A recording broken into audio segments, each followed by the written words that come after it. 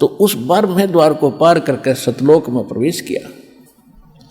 आगे क्या लीला कर रखी दाता ने, जैसे ऋग्वेद मंडल नंबर 9 सूक्त 1 मंत्र 8 में कहा है कि वो परमात्मा को उग्र गतियां प्रेरित करती हैं, यानी संसार में ऐसी स्थिति हो जाती है, हाहाकार मच जाती है, उग्र स्थिति पैदा हो जाती है।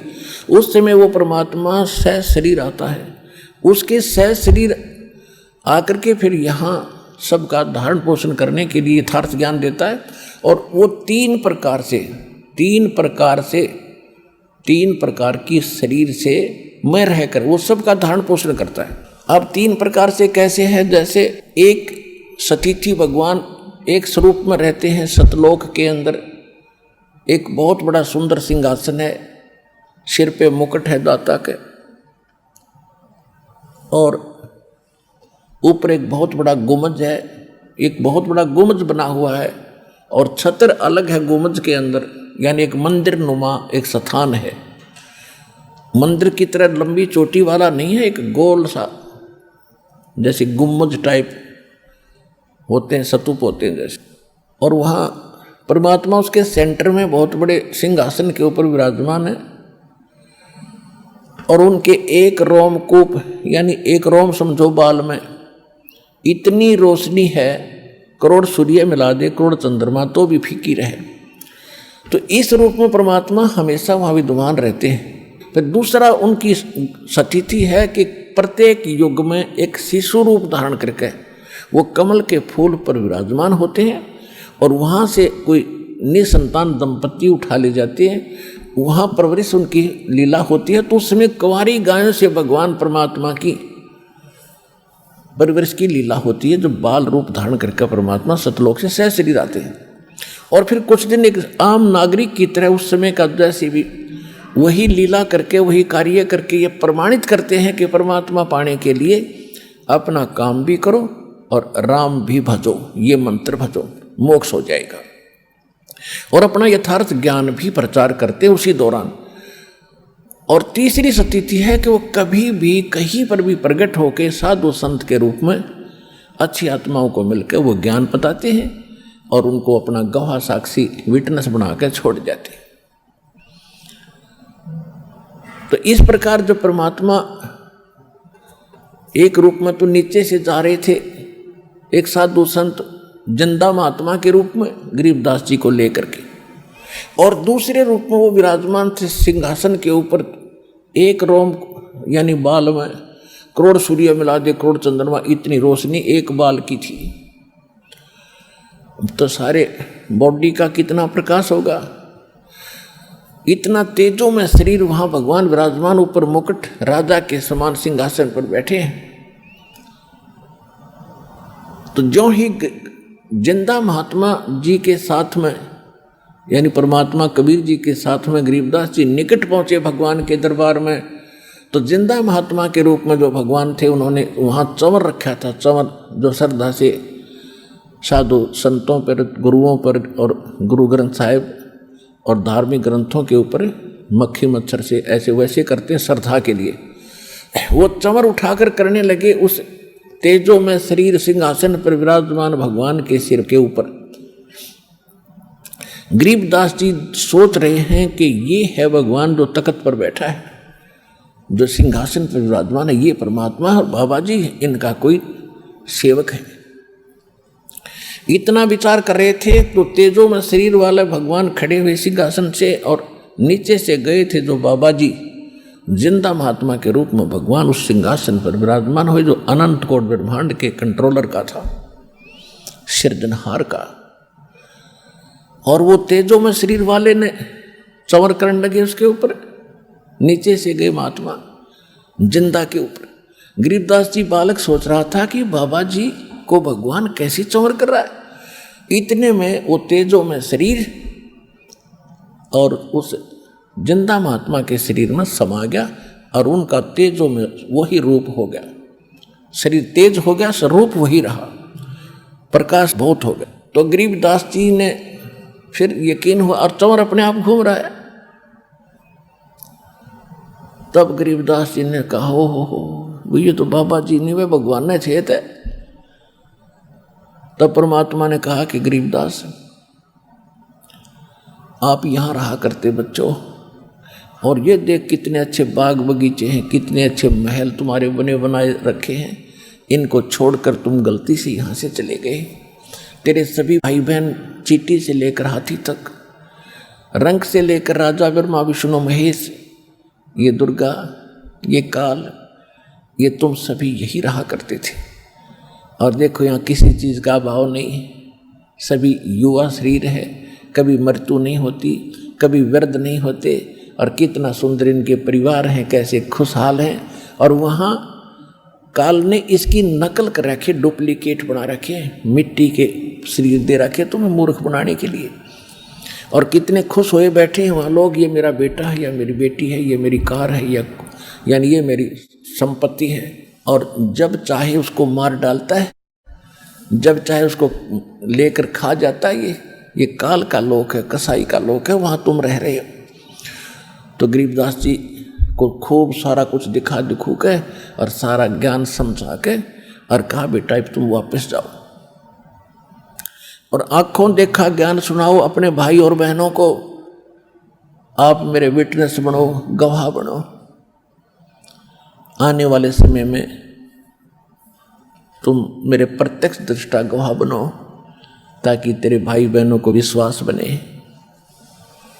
अब गरीबदास जी कहने लगे भगवान अब इस लोक से मेरा जाने को दिल नहीं करता, वो तो कति सड़ा हुआ लोक है।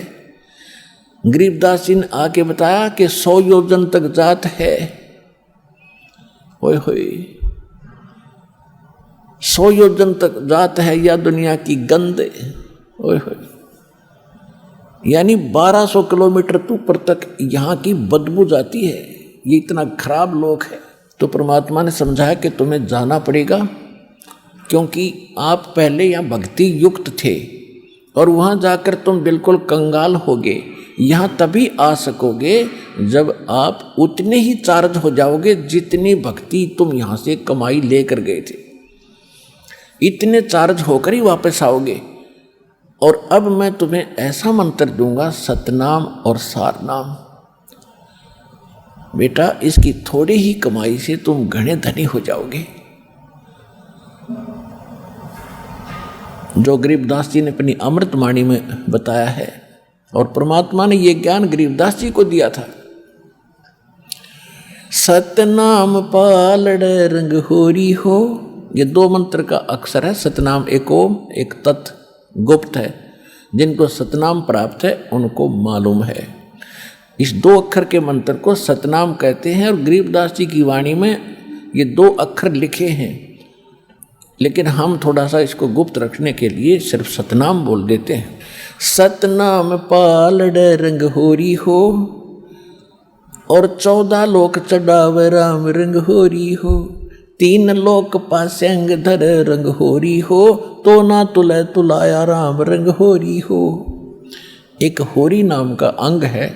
गरीबदास जी ने अपने अमृतवाणी में आंखों देखा जो लिखा है, उसकी ये चंद पंक्ति दास आपको सुना रहा है। क्या बताया कि एक सतनाम का एक बार सुमन कर लिया आपने, इसकी कितनी वैल्यू है, कितनी कीमत है। ओए होए सतनाम एक सिमरण कैसे होगा? जैसे ये 2 अक्षर का मंत्र है। एक मंत्र बाहर छोड़ना होता श्वास के द्वारा, और दूसरा मंत्र लेना है अंदर। तो ये कंप्लीट हो गया, एक मंत्र बन गया, सतनाम का एक सिमरण हो गया। और इसको करना कैसे है? जैसे बाहर जब छोड़ते हैं तो उस समय यही ध्यान रहे आपको कि मैं किस नाम का उच्चारण कर रहा हूं।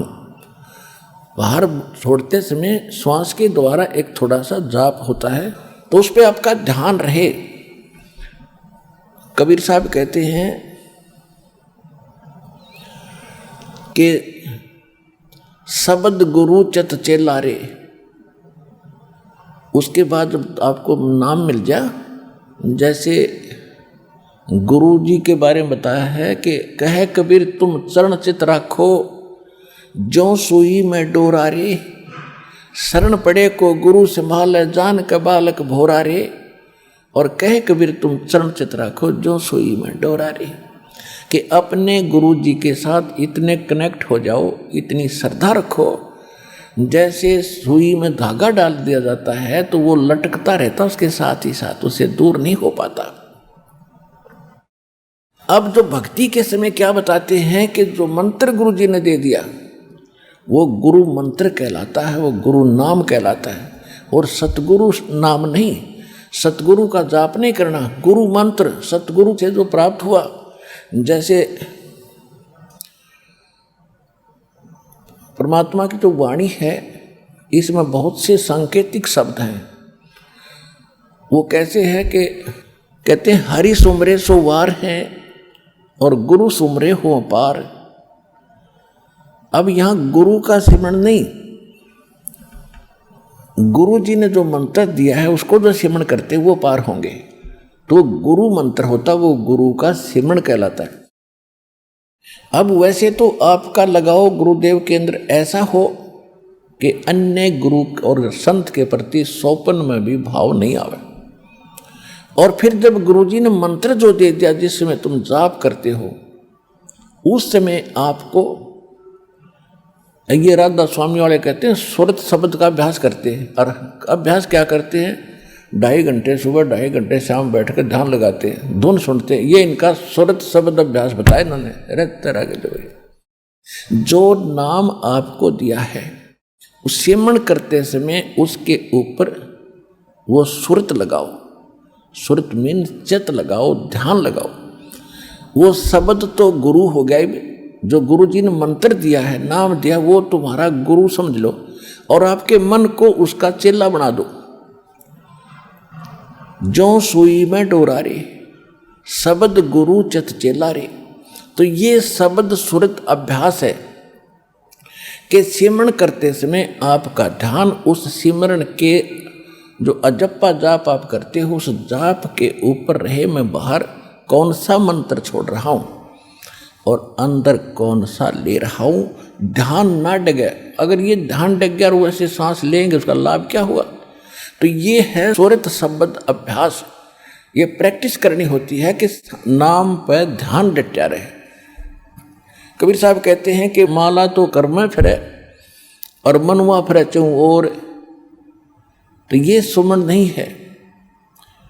जीव या तो मुख में फिरे और माला कर में और ध्यान की तौर घूम रहा, तो कहती ये सिमरण नहीं। तो ये सुरत शब्द अभ्यास इसको कहते हैं कि सिमरण करते समय एकाग्र चित्त करो और क्या जाप करें उसको ध्यान रखो, वो सिमरण है आपका।